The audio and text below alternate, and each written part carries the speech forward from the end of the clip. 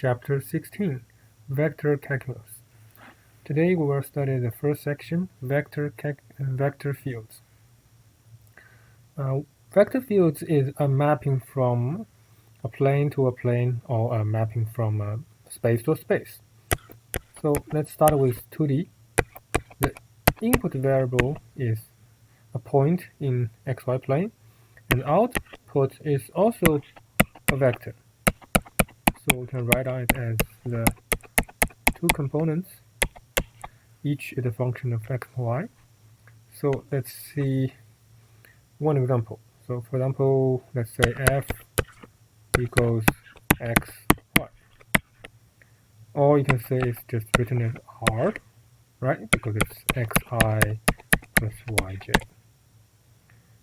And then this is a vector field. And let's try to sketch it. How do we draw this vector field? When x equals y, when x and y are both 0, it's at origin. And when x equals 1, you have a little vector to the right. Then x equals 2, you have 2. When x equals -1, it's -1i, and -2i, -1j, -2j, -1j, 2j. And if you have other vectors, it will be in the radial direction. So it's like an exploding picture, right? So that's how we sketch a vector field. And every vector represents a vector at that point. So let's try another example. Let's say -y, x. So it's still a 2D mapping. Right, and origin is still 1, it's still 0.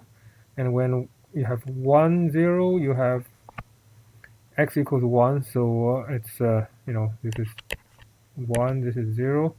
So you have a j, and then here, x equals 0, y equals 1, so this is -1. Then here you have -1, you have x equals -1, so this is -1. And certify like that, then you will see it's this, right? And when you're farther away, it will be bigger,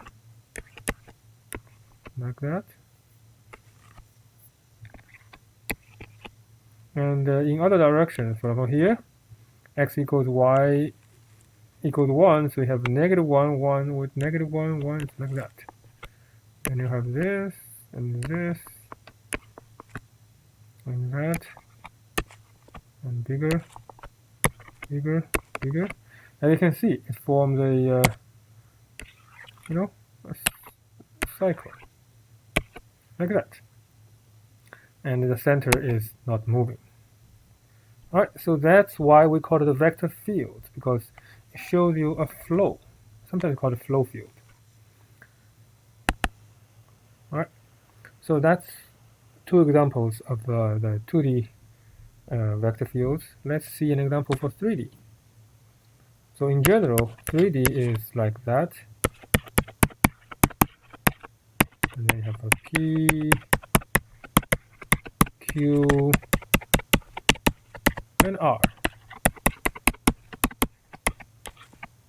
Alright. So let's see an example. The simplest example is still the R vector, which is x, y, z. Then it's kind of hard to sketch, but you can imagine, right? This is what we have.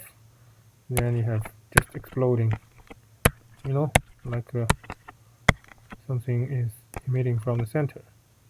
And then you have some larger vectors around it,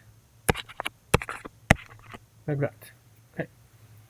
And to form a 3D circular or circulating field is more challenging.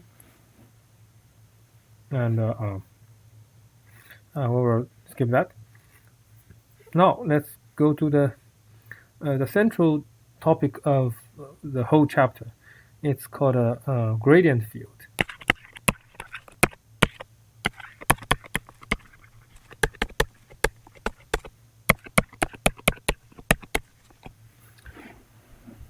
about half of this chapter is on study of the gradient field. And what is gradient field, and how do we know if it's a field is gradient field? Okay. So here's the definition.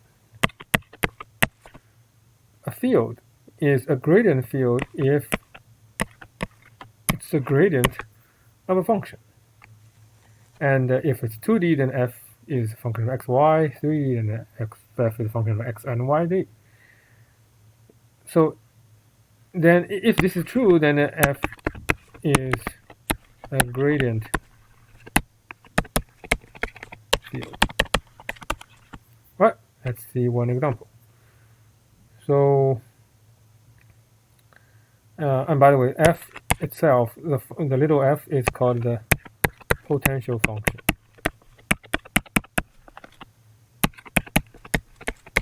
And if you know some physics, you will know there is something called a potential energy in the kinetic energy. It's like in kinetic energy, but it's related to kinetic energy. Okay, and that potential energy and this potential function are essentially the same thing. And the potential function would also give you another name for this f. F is also called a potential field,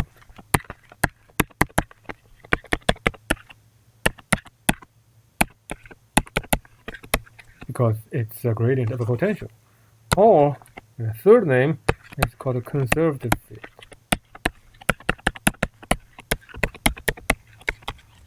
It's also in the context of some physics. So all of these names, potential field, conservative field, and gradient field, all mean the same thing. Okay. All right, now let's see an example.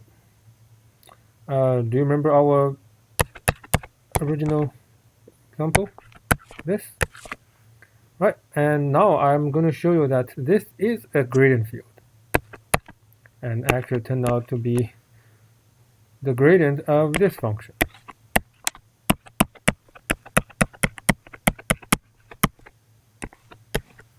And you can verify that. How do we find out gradient? It would be x derivative, y derivative, z derivative, right?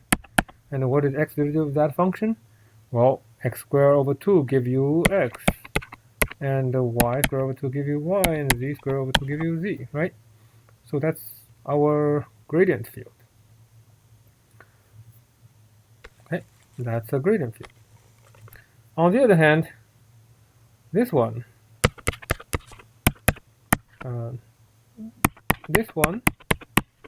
is not a gradient field.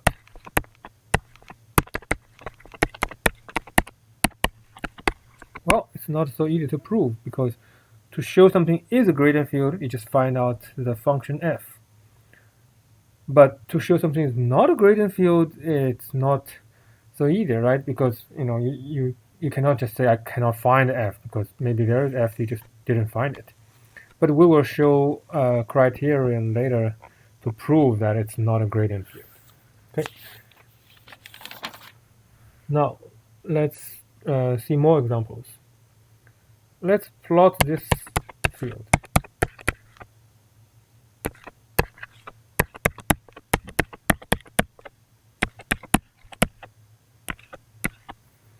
Okay, this is a gradient field, right? Let's compute it. Okay, how do we compute the derivative? Well, it's brought under the chain rule, right? So we have 1/2, then this will become to the negative 1/2 power, and then the numerator will be 2x, so you can cancel that. So you get x over the square root, and then similarly you get a y over the square root, and z over the square root. Alright, let's see what does it look like. What does it look like? Well, you see that this is nothing but the r vector divided by its own norm, right? So that means it's in the direction of the r vector, but it's a unit vector. So at every point, you get a unit vector.